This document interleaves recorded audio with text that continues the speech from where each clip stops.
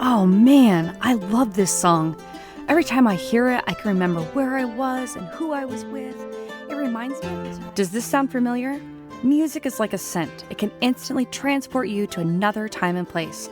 I ask my guests to dish about their song with the memories that go with it. I'm your host, Tiffany Mason. I have a passion for music and a curiosity about how a song affects someone and why. Turn up your radio and let's explore Memories with a Beat.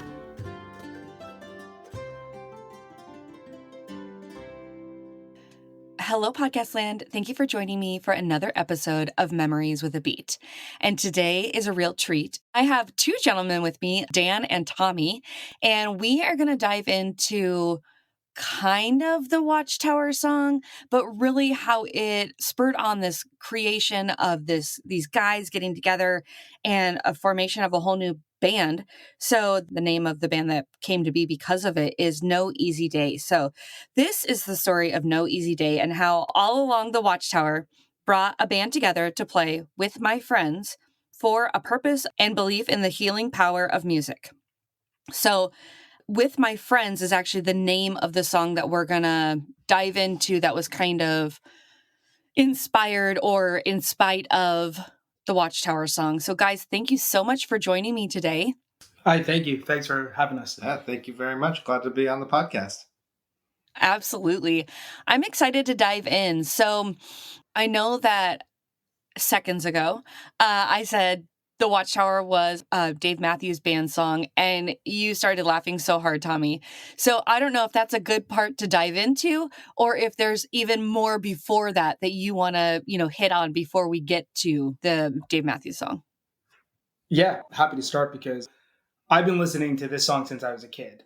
And my high school band used to play this song all along the Watchtower. And, the Jimi Hendrix kind of style and version of it. And I've been friends with Dan for a while. I've been listening to Dan play and perform as a solo artist for quite some time. And my best friend from high school, who I used to play this song with, as a matter of fact, moved down to Florida from where we're from. And I kept telling him, I'm like, dude, my buddy Dan, who he'd met like maybe once or twice informally. And I was like, we got to play this with him. So I kept for almost 3 years. I think I kept saying, hey man, whenever you want to play it, let's jam.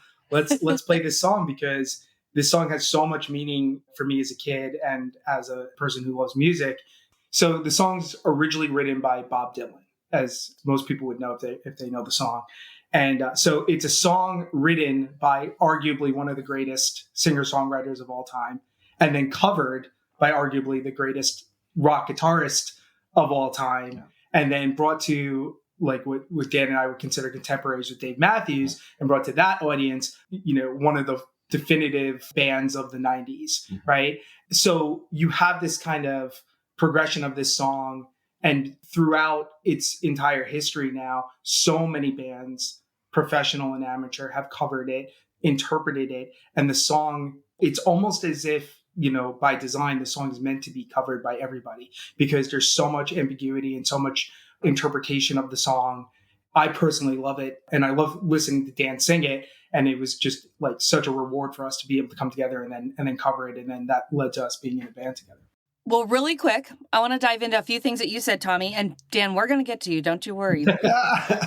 No worries. I'm glad Tommy is... Finally, the lead singer doesn't get the spotlight, and the little bassist who stands behind him, the workhorse, the true hero. Well, you're going to love some of my feedback then about the song, Tommy, because it's not about Dan's voice, although there's great feedback about that as well. Okay, so first of all, Tommy, you flooded my brain with memories because I too was friends with these guys who had a band in high school. So I want to learn a little bit more about the band in high school, just real briefly. How many of there were you? What inspired you guys to get started? What was your favorite song to play, or why did you guys choose to play Watchtower? Oh gosh, yeah. So I came from a town that there was like this crazy moment in time where there were these just unbelievably strong musicians that were kids. I'm not going to say I was one of them. I was probably a freshman when they were juniors and seniors, and I heard them, I saw them, came home, said to my parents, I need a guitar.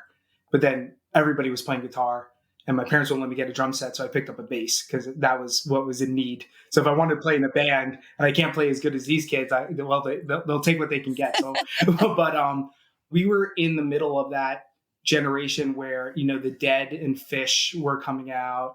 Like, I mean, we had that kind of crossover jam bands like Dave Matthews, Counting Crows, Blind Melon. All that music was just like popping. Mm-hmm. And, you know, we were looking for songs that we could just, you know, start playing and start having a great time with. So we wanted to play songs that we could jam to and just freely experiment with music.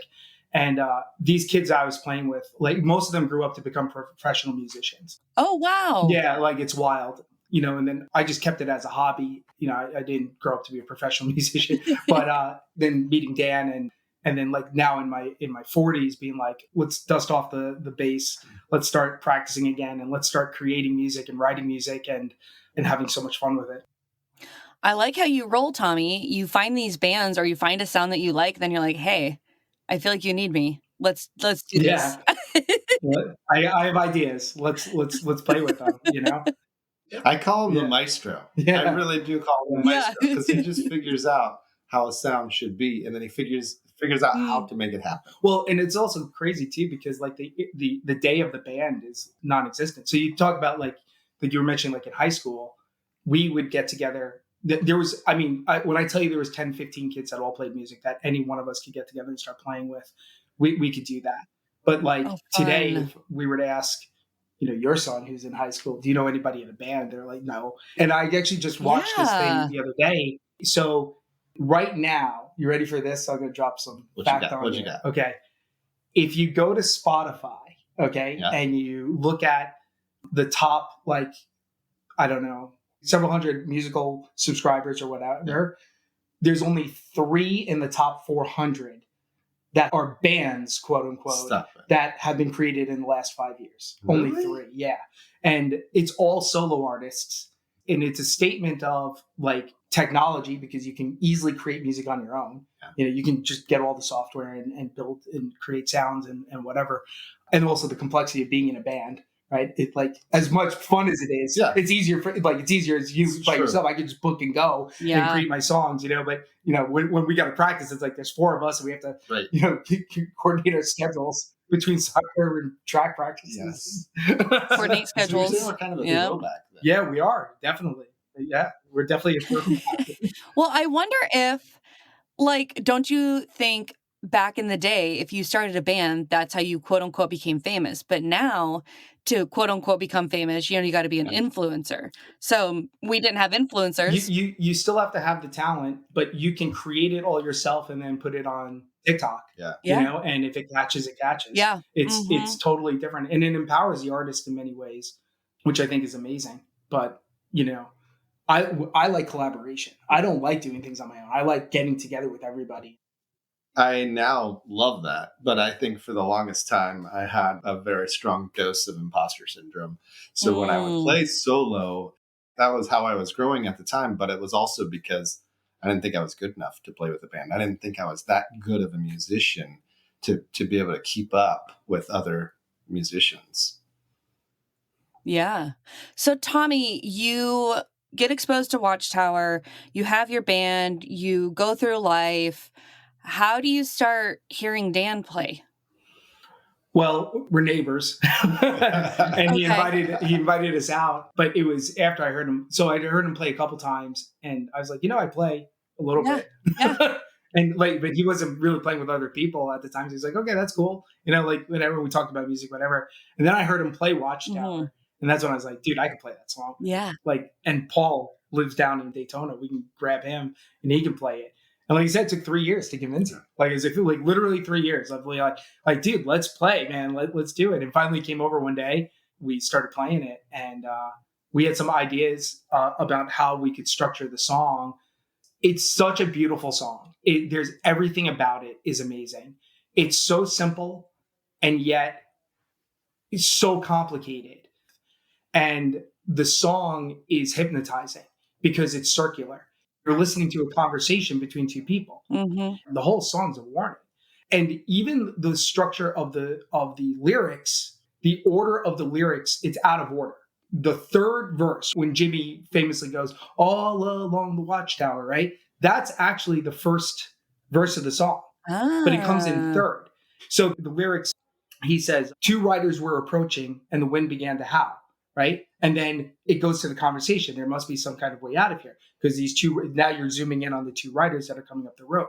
The circular nature of the music, the circular nature of the conversation, it's meant to just continue, and it's hypnotizing. It's all meant to Ah. be almost hypnotic.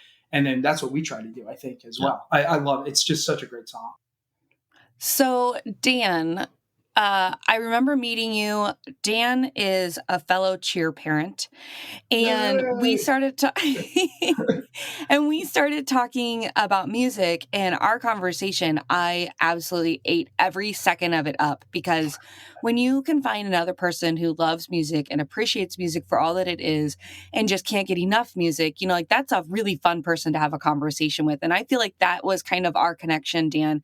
We were at a cheer get to know each other kind of thing, and so I was trying to get to know, and I know his wife through some other things, but yeah, it was really like a instant connection, like, oh, you love music too, I love music too. Yeah. So that was great. So Tommy shared, being in this band and, well, really listening to Watchtower younger even. And so what was your first introduction to Watchtower, and, how did that evolve to you leading to record it on your own? Yeah, I was a huge Dave Matthews fan in college. Okay. And the Live at Red Rocks album, like when Dave started putting out live albums, to me, that was this amazing thing. Like, I Mm, just loved the energy of a live performance. And then the yeah. way that he would do Watchtower, it was just like this wave that would come over you, and you couldn't help but just become part of the song.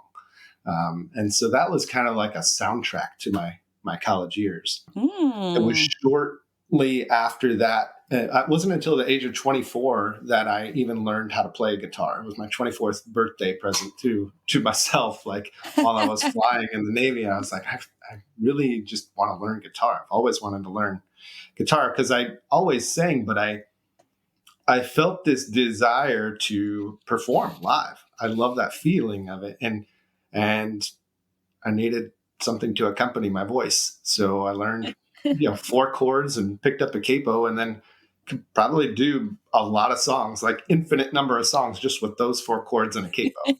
Yeah, I think, Yeah. what is it? It's like if you learn four chords in a certain order, you can play 500 songs. Yes.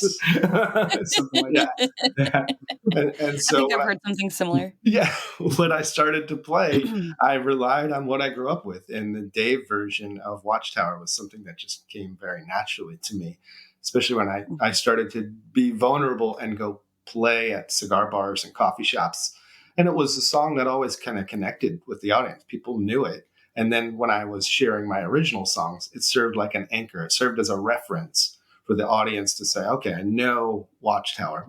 Whichever generationally or however they were exposed to the song, whether it's Bob Dylan or Jimi Hendrix or Dave, they could usually connect with that song. And then it would help them to connect with me a little bit more when I Mhm. started to share my original songs. Sure. I think for you, correct me if I'm wrong, but I think it was like a great place to start to play with others because it's a relatively easy song to play. Yeah. It's a safe song, like in terms of because it's somebody else's, like we're not making you that vulnerable yet to start playing the music that you wrote.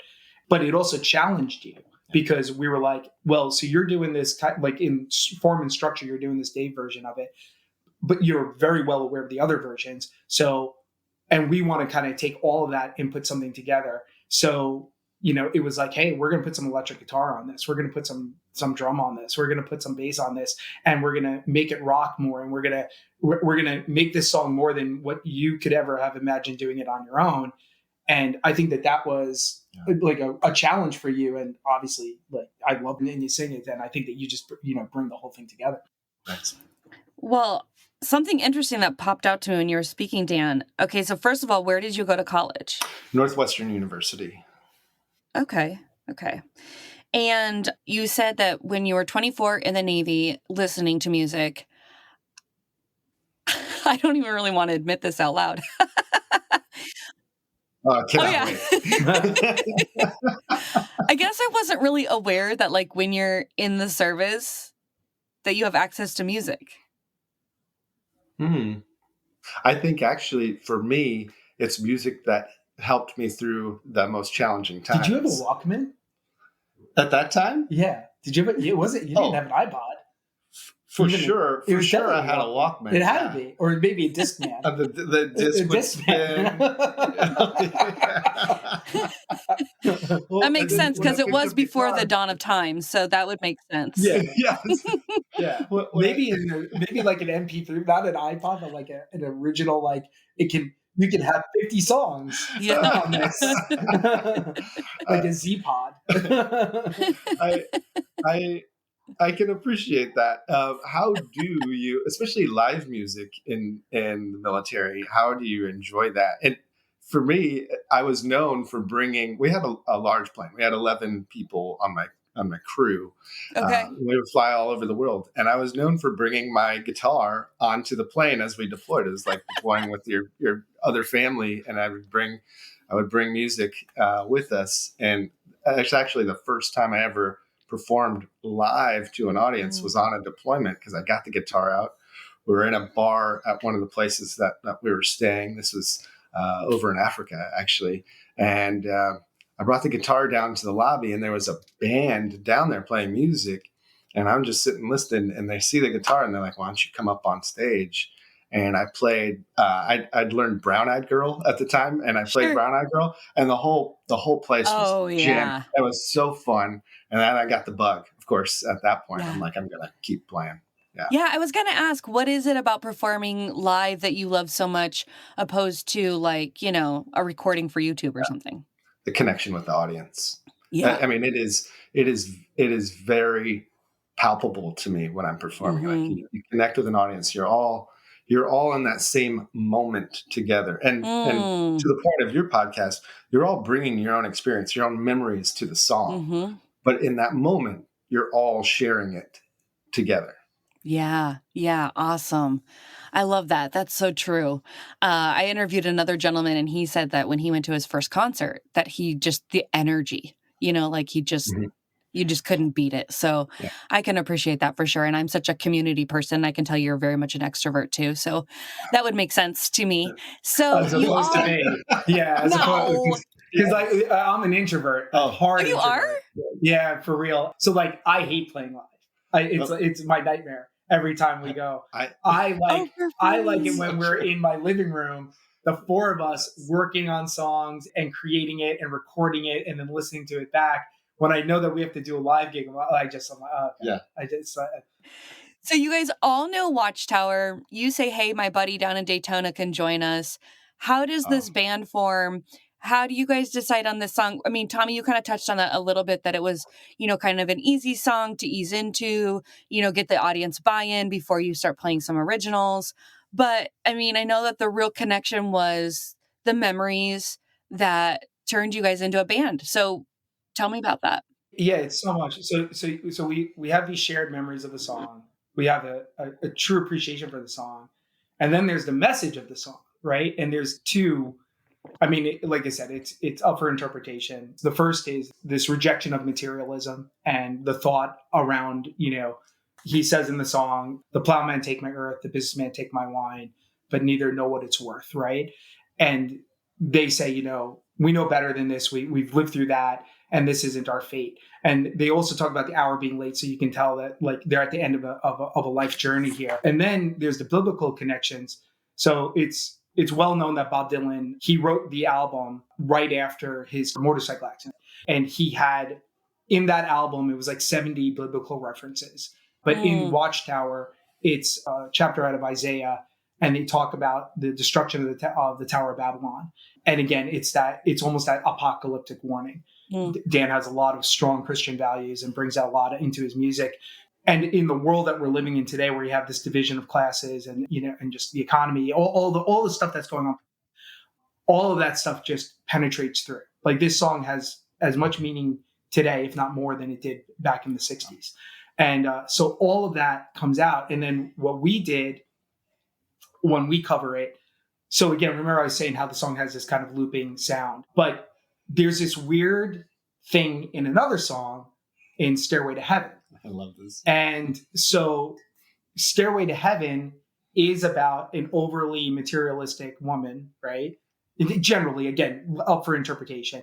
And the song's about you can't find true happiness through buying it, and she's trying to buy her stairway to heaven.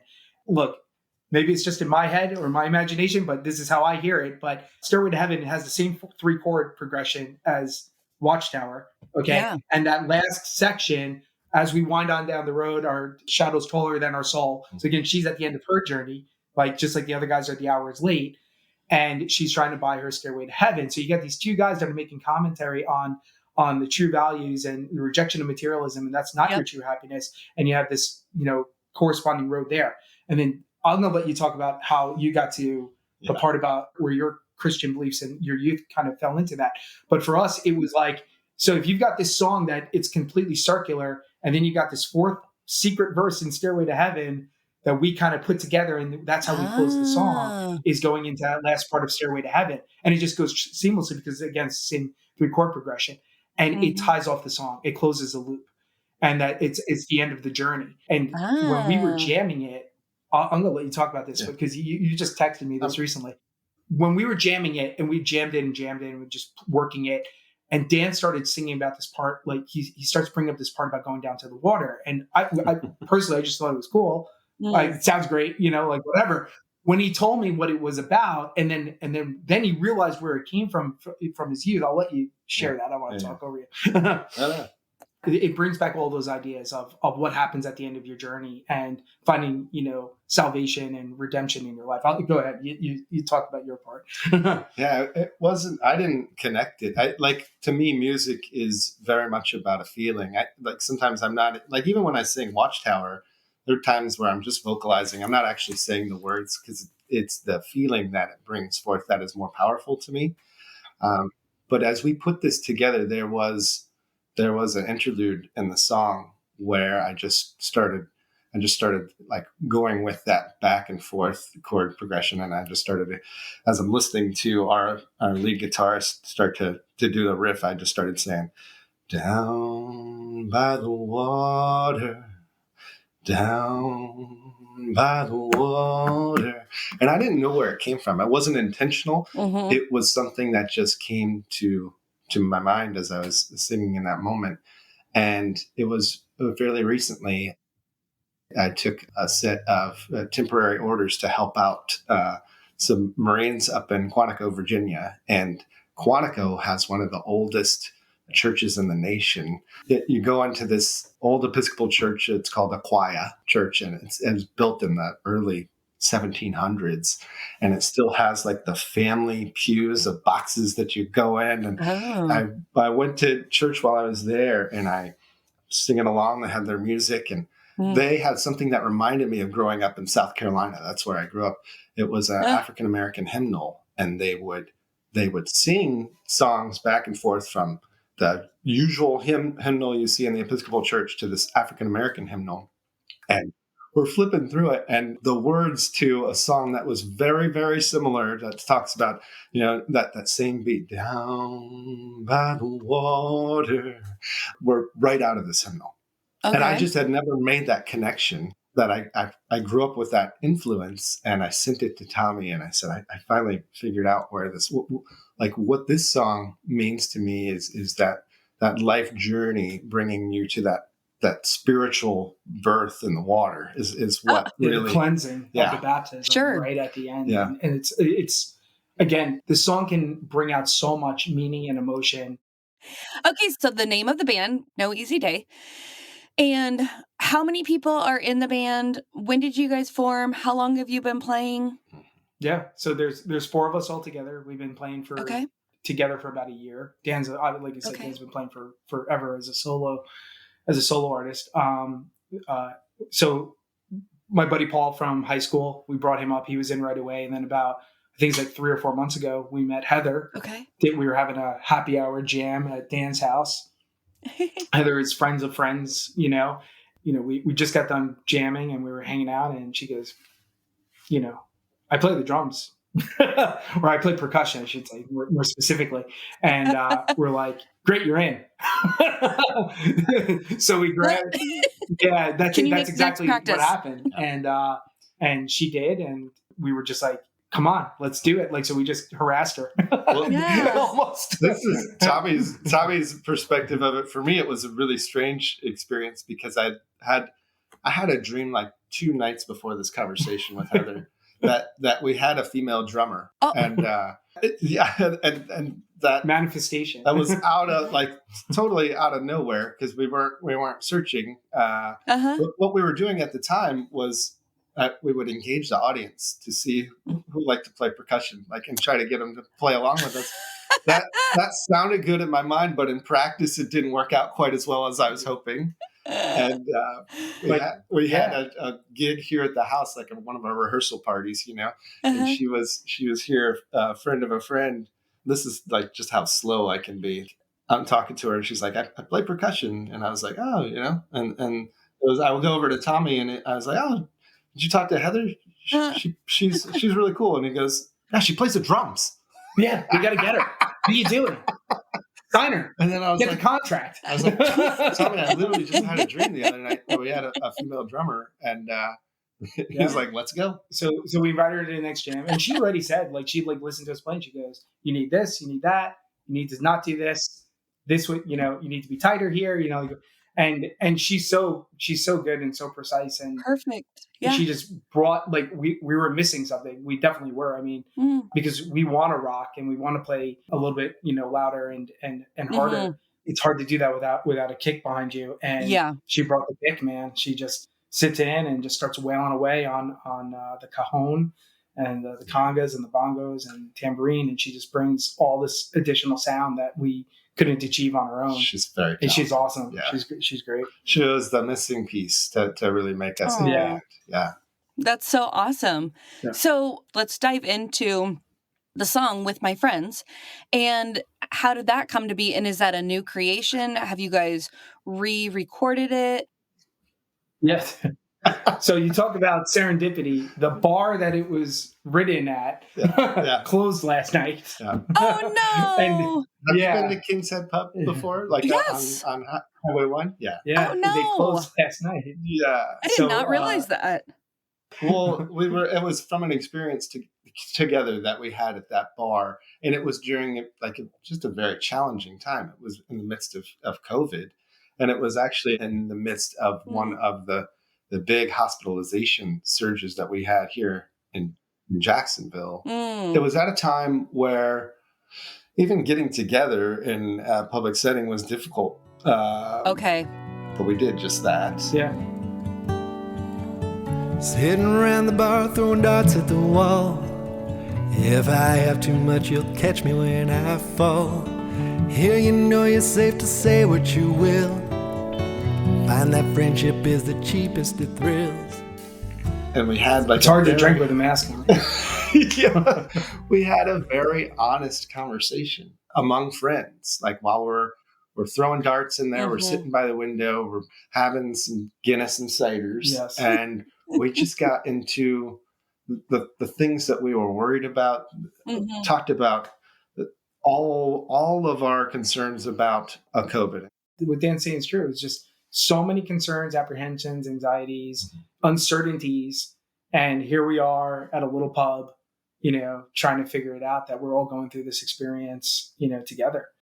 That makes me so happy for you guys as grown men to have friends that you can have those conversations with, because I feel like as women, we openly have those conversations very often. And it's so, for me personally, it's so cleansing for me. But I find that a lot of men just kind of like my husband's an introvert and he truly processes on his own. And I really do think that that's his methodology. You guys cannot see it, but Dan is hugging Tommy because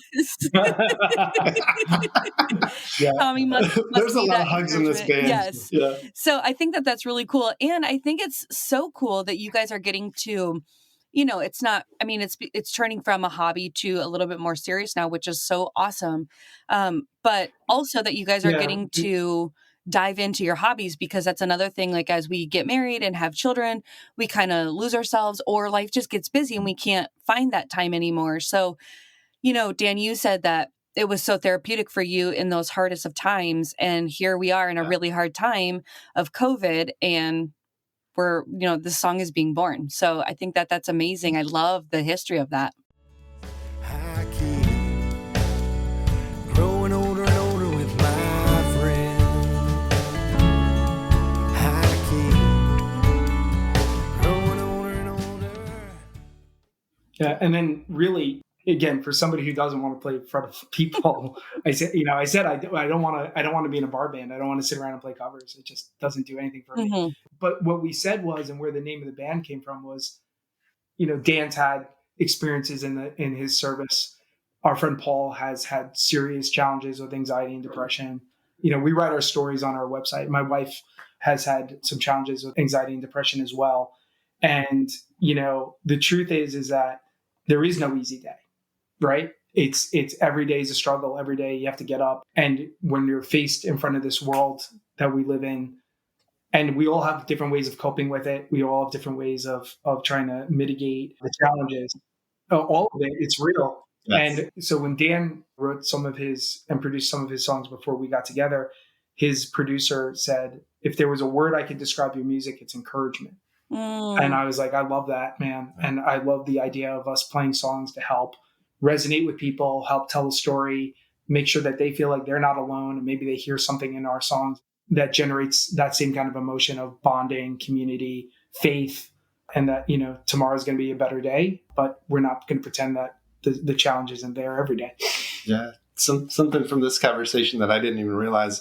Tommy's absolutely right when he said it took 3 years for me to be open to this experience. And it is my faith that really helps me to do that and to be open to what really drives me is relationship, my relationship with God, my relationship with others. How do I love God? How do I love others? And I finally took a moment where I could be that vulnerable to say, all right, it's time to get past your imposter syndrome and see where this music goes by growing in relationship with it. And I'm so glad looking back to see what has happened, how we're growing together and sharing that message. I realize there is real meaning and purpose in what we're doing.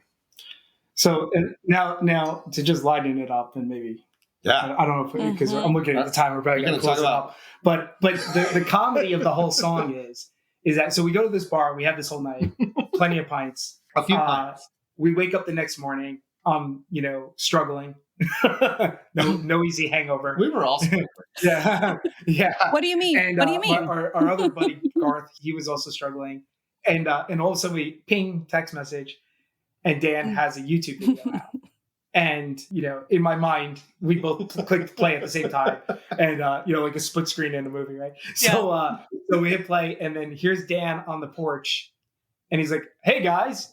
Because he's an extrovert. He's still riding off the high of hanging out all night, right? And he's like, hey, guys, you ready for this? I just wrote a new song. I'm like, what? You wrote a sweat? Yes. And it's good. That's the other problem. It's a good song. It's pretty good. So I'm listening. I go, and so I'm sitting there on the couch with coffee, bacon, head throbbing, 2 ibuprofen, and I'm going, this son of a bitch. You just. I go, and it's good, and it's good. And then Garth texts me and he goes, ... and it's good? ? Think that every time we try to get together, always seem to have the best night ever. Story grows and all this happens in time. All I need to know is these friends of mine laugh and talk about our fears and our dreams.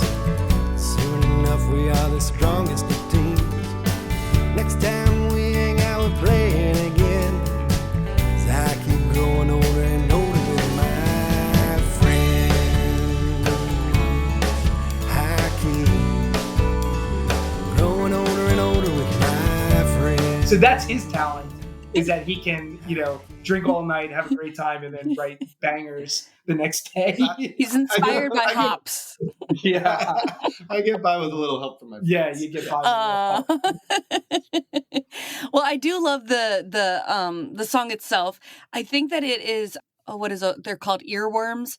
I think when you are saying, with my friends in the song, it felt a little earwormy to me, where I was like, I could picture myself driving down the road and like thinking about my friends and then having this song pop in my head. I mean, it is really good. So that's interesting to know that it was inspired by a night of drinking, and lo and behold, some relationship building, and here comes an awesome song. Yep. Yeah, I think the point that drives home for me and going on this journey now is that while it started with being open to playing Watchtower together, now as we're growing our own music and original songs, and even the songs that I have written, they're taking on a completely new life with the band. And it is through contributions of Paul on the guitar and Heather on the drums, and the way she hears a song now. Like there are pieces that Paul and Tommy have written songs together over the years and have ways that they jam. And we tried to put lyrics to it. It wasn't until Heather said, you know what? That song could actually go on top of the song that you've already played. She could hear it. And then we tried it, and it was like magic. It was actually, we just put this song together a couple of weeks ago that it's called Crazy Lazy River. It's based on an experience I had at the Nocatee Splash Park. and she is the one who heard, like, we could layer the song on something we'd already written. Mm-hmm. And do it in a way that like features her on the drums, which I was like, oh, we've got to feature her on the drums. She's so good. Yeah. And she figured out how to do it. And then for Heather to like it, is a whole other realm of. Yeah, she's the toughest critic. Because like we all sit there and go, this is amazing. And then she's like, it's fine, it's guys. Pretty good. It's fine. It's okay. we discussed that. Yeah, she's our anchor. All of our albums, when we put albums together, they're going to have some form of pretty good as the title. Fine. Like, that's fine. It's just okay. Not bad. Well, I love that you guys are all coming together. I feel like your personal growth is growing along with the band growing, which is awesome. And Tommy, one thing that I wanted to point out when I said at the beginning where the spotlight was going to be on, people not behind the microphone. I love in the beginning, I think it's a guitar and of the song. And I just absolutely really enjoyed that and thought like, ooh, that grabs my ear. That sounds good. And at the end, is there a violin? The slide. The professional recording of it. There's a slide. It's a slide guitar. But I will say that version is what helped us to hear and create our own sound. And Tommy was the one who's like, I need you to, like, when we play this as a band, I need you to go back to the porch with a hangover. Yeah. and I need you to play it. He kept using the word growly. Like when you were on the porch, like you're growly when you played it. And I was like, you're right. There is something different about that growly. It's like I'm putting my hand resting on the strings while I'm playing, and it creates almost like percussive sound to it. Yeah. Okay. But when we play it live as a band, I'm like, let's get people drinking. Let's get people let's get people to where we were, and grab your friend, put an arm around them, share a pint, and have that moment together.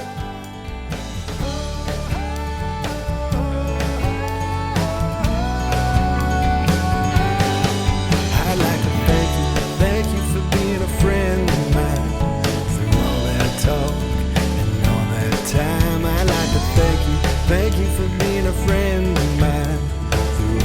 Talk and all that time.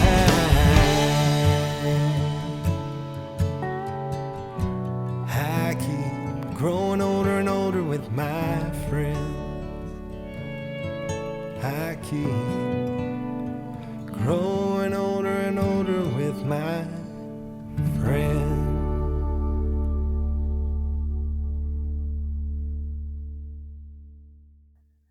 Well, I hope that everybody checks this song out. It will be on the playlist for Memories with a Beat, the playlist.